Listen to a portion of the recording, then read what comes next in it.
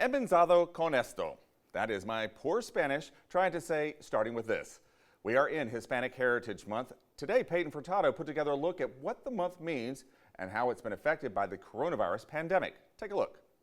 It's a Hispanic Heritage Month like no other, and I'm at the San Martin Medical Facility here in Rocky Point to find out how this year, with the election and the pandemic, is affecting our Latinx community. Well, we're experiencing a time in our lives where so much is going on, not just the pandemic, but with the election and people's views about Hispanics and brown people in general.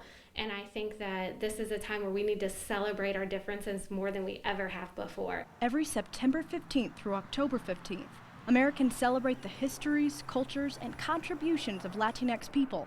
But this year, the Latino community has had to adapt. Everybody has to understand that this is not a usual year.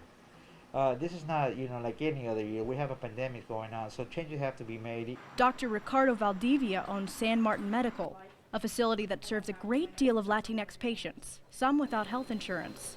Nurse practitioner Rachel Tessari says because of the kind of work available in the area, she's watched COVID tear through the local Hispanic community. These big plants that we have, they're creating an atmosphere where, they need their employees and the employees want to work.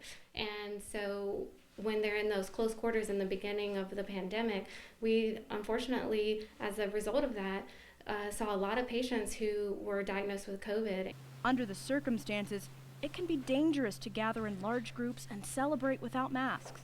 But Tessari says just because this year is different doesn't mean you can't celebrate Latinx culture. This is an opportunity for Latinos to really come through and say, hey, we're going to still celebrate what we are proud of, as they should be, and this is how we're going to do it. It just may look a little different. From Rocky Point, Peyton Furtado, WWAY News. Gracias, Peyton. And now I've completely exhausted all of my Spanish.